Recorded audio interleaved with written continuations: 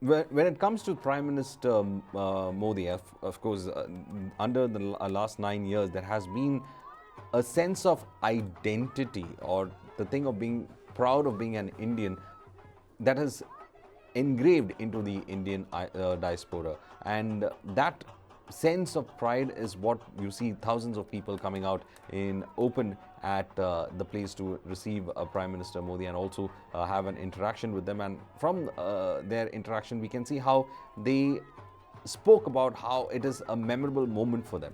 So the diaspora interaction that the prime minister has started off, it's not, I mean, this is not in the United States, is not the only place where you saw huge stadiums being filled by Indian diaspora when it came to Prime Minister Modi. And therefore, when we look at how the prime minister has been dealing with this way of leveraging the diaspora's strength, that is something that is interesting. Well, John Bolton, former national security advisor of the United States, he's giving a reaction. Let's dip in.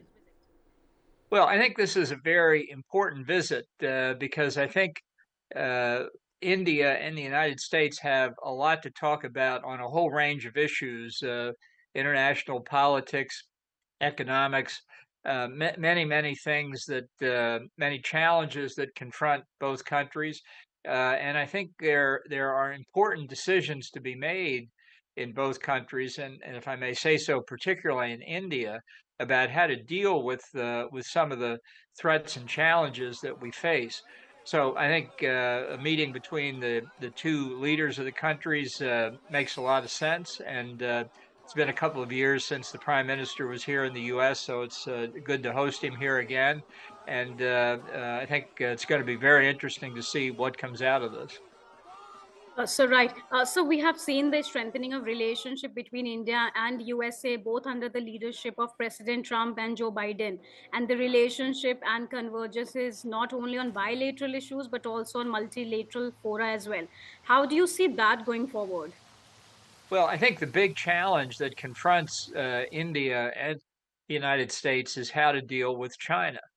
I think the view in the United States, shared to a large extent across party lines, is that China is a large threat to the U.S. and its friends and allies around the world, with its hegemonic aspirations, not just in Asia but beyond.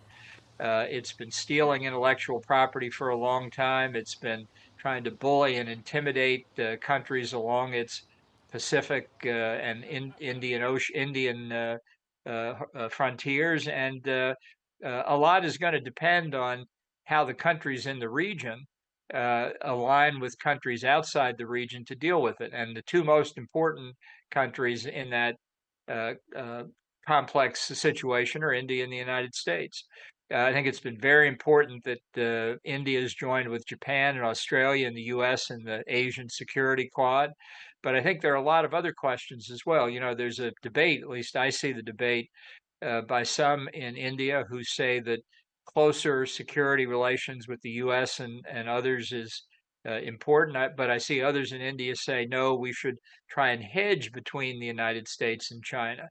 I understand there's a long history here. I just say I think it's very difficult to walk a tightrope like that. And I think India's interests lie in closer relations with the United States. And I hope that's the view that Prime Minister Modi increasingly accepts, because I think that would contribute to the security both of India and the United States and many other countries too.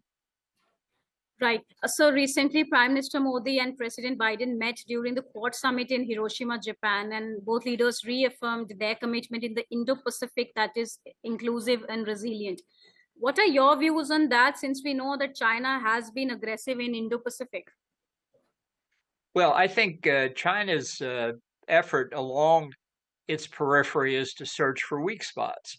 Its current focus, I think, is generally agreed to be Taiwan, but it has conducted really belligerent activity in the South China Sea over an extended period of time, making military bases out of islands whose status is really in dispute.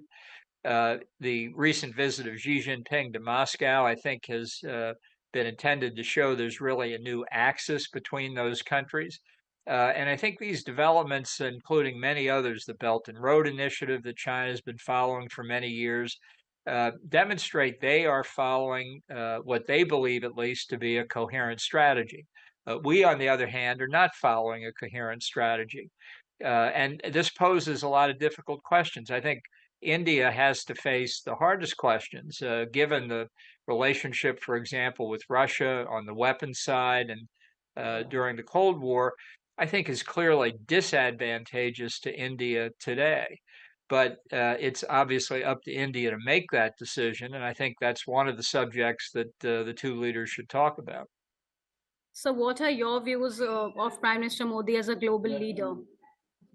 Well, look, as the leader of India, he certainly is by definition a global leader. I think he's got strong opinions on a lot of subjects. I think one of the subjects that will be discussed here in Washington will be trade relations between the two countries and integration of India, not just in the WTO context in international affairs on the economic side, but more broadly. I think that's very important. I think India has a lot of opportunities here as you see American, Japanese, European companies unwinding their supply chains in China, not making additional capital commitments. India, it seems to me, provides a very attractive place that they might consider going. Having access to millions of people who speak English is a huge competitive advantage for India. And so there are real areas here where greater cooperation, certainly between the US and India, can provide enormous benefits for both countries. So, my last question, in terms of tangible outcomes, what are your expectations from the visit in terms of trade, defense, security, and other areas of cooperation? Since we know that there are some defense deals which are high on agenda during the visit of Prime Minister Modi to the US. Well, I think the defense side is the most visible, most palpable manifestation of closer cooperation. And I do understand the history with India, but there have been recent difficulties like the purchase of the Russian S-400 air defense system, which makes it impossible for the U.S. to share some of its advanced technology, stealth technology, in the F-35 and the like. And I know it's wrenching for India to pull away from that longstanding high-tech weapons relationship with Russia. But if you consider this on the basis of India's self-interest, I think it is appropriate to do. And if between the U.S. and India we can have a few agreements that come out of this summit, I think that would be a plus. I think India has lots of opportunities to expand its own defense industry indigenously, and I think that's something to be looked at as well. So, how do you think that this visit is going to be looked by the global leaders around the world? Well, I think in the Indo-Pacific region, every other country is going to be looking to see if the India-U.S. relationship is going to grow closer. Well, so that's a real pertinent question that was asked to John Bolton, the former National Security Advisor to the United States. He says that, the world is certainly going to be watching, and it is going to be raising eyebrows in places where we wouldn't necessarily like, and of course the dragon here being the elephant in the room. The dragon being the elephant in the room. Yeah. Well, that's the, sometimes the usage of English is such that when we use the phrases, it sounds really contradictory to it. But what you actually point out is actually the contradictory position. The dragon is the elephant in the room, and the dragon is the issue that both the countries are actually coming on a common front with. And yet, many of them are in fact asking for one factor is that when we talk about China as the driving force probably for this visit, and as well as when it comes to the long-time relationship, it looks like the dragon is bringing in the United States and India together, and it is the common threat factor that seems to be pushing these countries together. And I think we should also be looking at the fact that, as Bolton was saying, there is a hesitancy when it comes to sharing of stealth technology. That was what he was trying to say, especially when it comes to the F-35. It's a debate whether it's a good aircraft or not, but I'm not trying to say whether it's a good debate or not. But the fact remains is that we need that high-end technology. We require the F-35s or the stealth technology that we require on the ground. And when we require it to also ensure that when it comes to some of the high-end weapons that the Chinese have been reverse engineering, whether it is the Russian or whether it's up to the Chinese factor that is involved in it. These things, when it comes to reverse engineering, they have been able to get ahead of us in a lot of ways. So we require a leap to bridge that defense tech gap. What would be the case? The case would be that we have to find a technology partner who could help us leap that thing. And Russia has been someone who's quite reliable on it. But due to the current circumstances, the Russians are engaged and tied down in a war with the Ukrainians. They won't be able to supply the way that we want to have. In fact, spare parts also has become quite an issue right now because of the Ukraine war.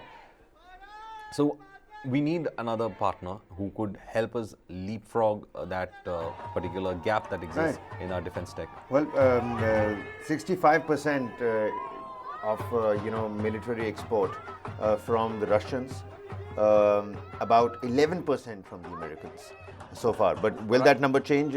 That's something that we'll have to take a look at. Well, numbers could change in the coming days. As I was saying, most of the defense companies want to set up base in India. Most of them want to have their spare parts being manufactured from India. They are in talks with some of the finest companies in India, like I was saying, the Tatas. And this is going to be a huge opportunity when it comes to the economic relationship with the United States as well. Kabir, we have one of the largest population of engineers. And I think the world is taking leverage of that factor. And the United States understands that factor because long time ago, the Microsoft billionaire Bill Gates once said that there is going to be a lot of high-tech jobs emerging in the United States and they won't be able to have enough people to man them. And the only country that would be able to help you man that kind of job and fill in those vacancies would be from India. Well, absolutely. Will those numbers change in terms of security, import and export? We'll have to wait and watch, even as the two major deals, the drone deal and the F414 General Electric jet engine transfer of technology. These two things are going to be high on agenda. People are happy just to see their Prime Minister. That's the first thing that you get to see. There's no bilateral meetings. Just people just happy. I mean, take a look at this. Just listening to the color and the music.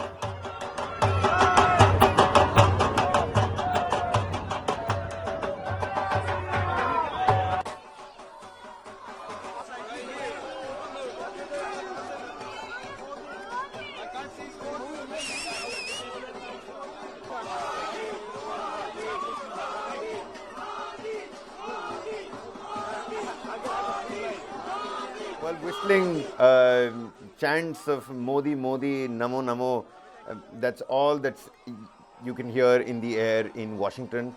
There's a proper visit and there was a media preview of that state dinner.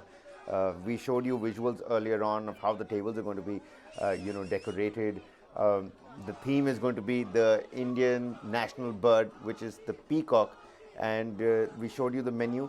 Jill Biden, the First Lady, Dr. Jill Biden, she addressed the media at that media preview ahead of the state dinner, talking about the importance of the visit, talking about the menu that was on full display.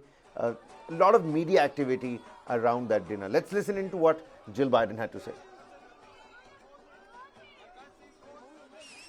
With this official state visit, we are bringing together the world's oldest and the world's largest democracies. After years of strengthening ties, the US-India partnership is deep and expansive as we jointly tackle global challenges. But our relationship isn't only about governments. We're celebrating the families and friendships that span the globe, those who feel the bonds of home in both of our countries. As some of you may know, Prime Minister Modi is a vegetarian. So we asked Chef Nina Curtis, a plant-based pioneer, to work with our White House chefs and create a stunning vegetarian menu. Guests will have the option to add fish to the main course as well, if they choose.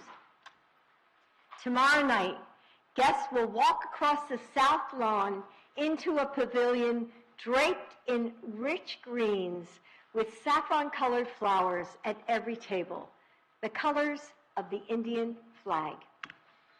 And on the transparent sides, these colors and the strength of the heritage they represent frame the iconic scenery and symbols of our nation, our democracy, and our history.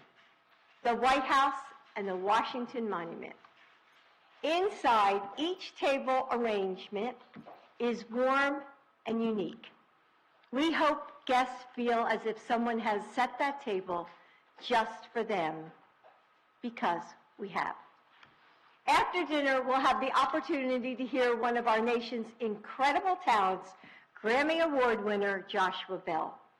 His performance will be followed by Pen Masala, a South Asian a cappella group from the University of Pennsylvania, who are bringing a little piece of my hometown to the White House, along with songs inspired by the sounds of India. Finally, after the last plates are cleared, with new connections forged and old ones strengthened, guests will end their evening walking across a moonlit lawn. There they will be greeted by hundreds of glowing lanterns guiding them home, illuminating their pathway with all the warmth and love and laughter that we hope they take away from our time together. Now, normally the press comes and you look at the beautiful plates of food that the chefs have prepared and get almost close enough to taste it. But you don't get to try it. So today, I've asked our chefs to prepare a few small bites of tomorrow's menu to thank you for taking the time to be with us today. Every detail of this dinner has been thoughtfully planned by a team of people from across our government. So I want to thank the White House residence staff and social team and the State Department staff who've been working so hard to make this visit meaningful. Now I will turn it over to our social secretary who has guided this process, Carlos Elizondo. So much that's going to happen at that state dinner. We were earlier showing you visuals of how the tables are going to be, lined up, what is going to be the plating, thematic like. We were showing you those visuals of how the tables are going to be decorated, essentially. The theme is the Indian national bird, which is the peacock. There you have it. And, Jill Biden over there talking about how there's going to be Grammy Award winners after, the plates get cleared up. There's going to be live music. Pen Masala from India, I think, is going to be there to perform as well. Pen Masala does a lot of acoustic covers of various English songs, and they have their own original renditions as well.